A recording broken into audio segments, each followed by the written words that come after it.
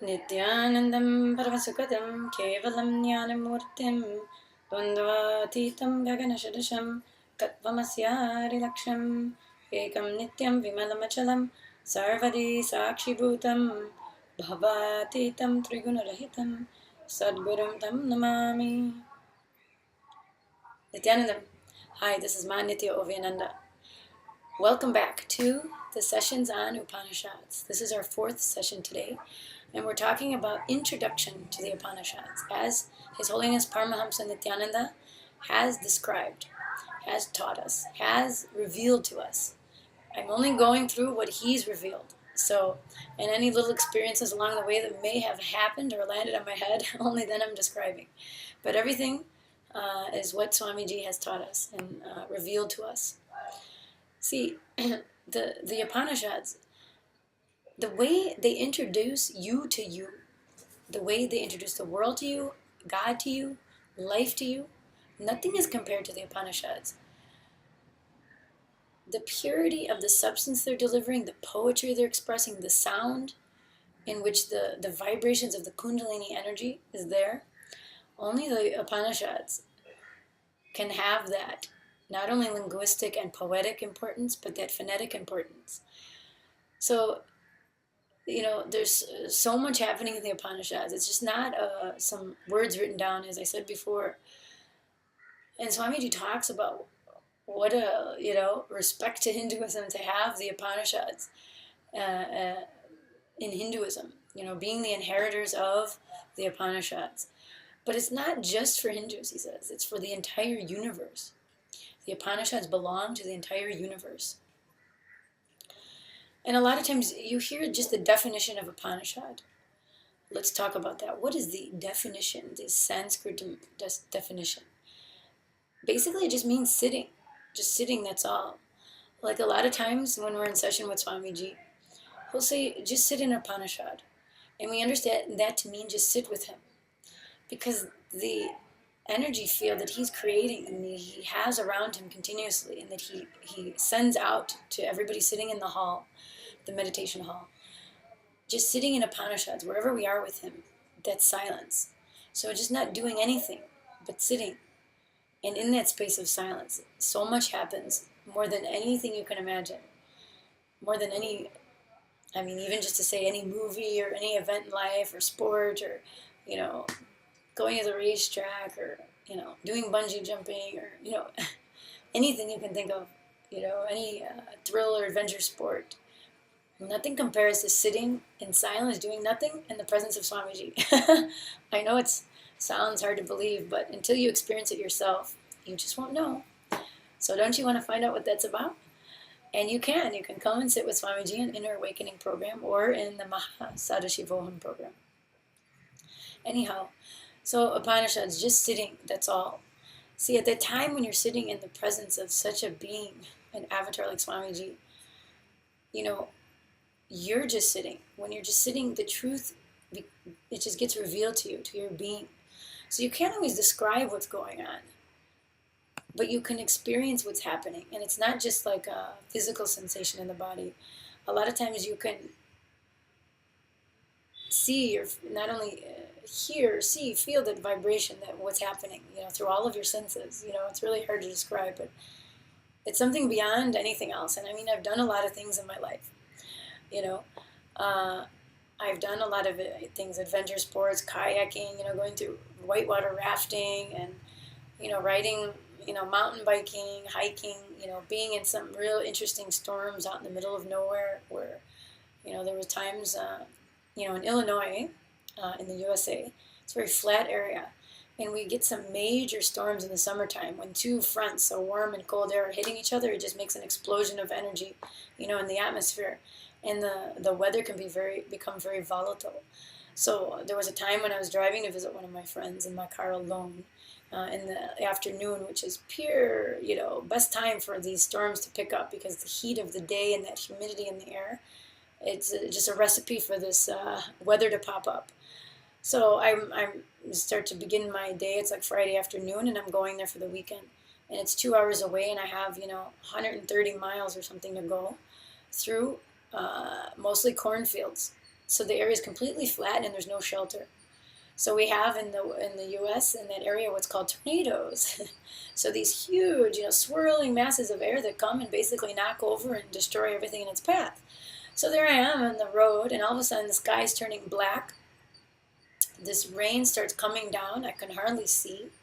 There's really nowhere to go. And a couple times the lightning was so close, like I felt the heat on my face.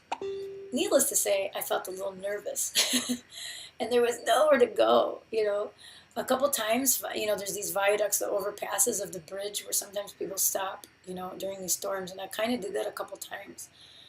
But, it was kind of crowded and I couldn't really get underneath there. And, I didn't see anything. But any time a tornado can come and it could be rain embedded. So you might not even see it coming, which is even more creepy. So then I just decided to press on, and I'm doing like 90 miles an hour, which is way over the speed limit because I just wanted to get where I was going. Of course, not when it was pouring rain. When the torrential rain was coming, my foot was shaking on the gas pedal, and I was just trying to keep moving. So anyway, finally the sky started to lighten up a little bit where I could see what was happening, and I'm still kind of looking around nervously. This is definitely like the white knuckle trip, very nervous. So, that's definitely some experience that you can have, and not really understand it until you're in it, how it could be just like such a fear thing that happens. So anyway, I made it okay, obviously, but definitely not without, that effect on me. So in the same way, just sitting with Swamiji until you experience something like that, you don't understand until you go through that, So that's why I'm urging everybody to come and see Swamiji. Anyway.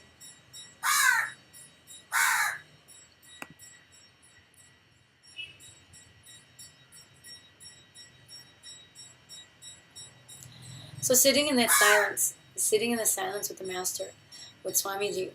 And then also he expresses the details, reveals to us that the rishis themselves, when you sit with the truth is revealed. So the ancient rishis, they were actually able to see the mantras. The mantras sat with them while they're in samadhi, and their being started vibrating with the sacred cosmic truths. That expression, that amazing expression that happened. When they were sitting in samadhi, the whole being started vibrating with the sacred truths. The cosmos actually started singing and radiating through them. That event, that happening, that expression is the Upanishads. So if you can imagine and try to picture, my tornado experience or some movie where you see this grand scene and, of something happening, some big, a mega scene, epic scene. And imagine that a millionfold, that's what's actually happening with inside of the rishis. They're connecting so much with the cosmos itself.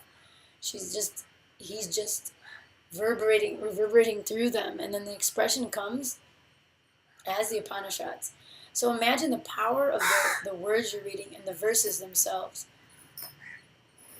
While you're reading those books, how much an effect it has on your system, on your being. I mean, it's just amazing. See, I can tell there's times, like I remember when Swamiji was reading the verses. Already I had my Kundalini awakening from Swamiji years before. But there's certain things for me, personally, when I hear them, my Kundalini goes up and, I can visibly start to feel a little bit of levitation happen. And when he reads those Upanishads, those verses, that happens in my system. Another thing is the Bhagavad Gita.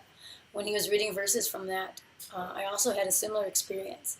So that just means, and it proves to me, the power of the Sanskrit language.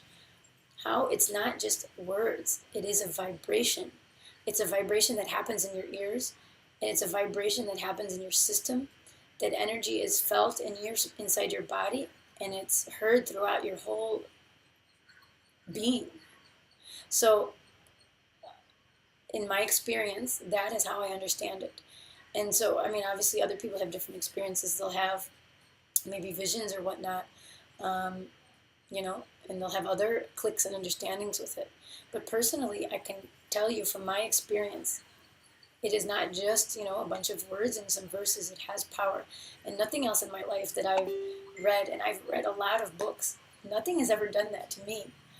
And even now when I read some of it, it gives me that, wow, it's amazing. I mean, there was a period before I met Swamiji, I was going to the library and I was reading at least 10 books a month. There was a time because I was taking the train always to work, or, and reading on lunch, because I just love reading my whole life. I was into that. And nothing ever got me, like I said in the previous thing, you're getting that story or that mood of that story, or whatever it inspires in you, you're getting that little residue, of that author, their excitement and experience to write the book, whatever story it might be, fiction or nonfiction. You're getting the spirit of that book. There's always a common, like a thread or a theme that runs through that book, and a emotion or mood or something is happening in that book that it's transmitted to you no matter what. I mean, even some of those books, you might even recall the story or what, and you'll still get kind of that thing happen in you again. So imagine the power of the Upanishads, real life, and not even beyond real life as we know it, but reality in the sense of the cosmos, the universe itself, being transmitted through those words, those verses, that Sanskrit. I mean, it's amazing. It's totally amazing. And, it's like an electrical current, if you touch, the electrical current can be, hundreds of feet away, but if it's touching that metal and you touch it, you're going to get zapped, right? Another funny example I like to give. But in the same way, those words are energized, with that cosmic expression that happened through the rishis. So anyway, now I'm getting more and more excited as I explain this. I'm like reliving the excitement, and I'm getting ready to, share what Swamiji has told about those. But we still have some more introductory sections to go to, which I'll continue with in the next days. Again, thanks for tuning in to the Upanishad series. Nithyananda.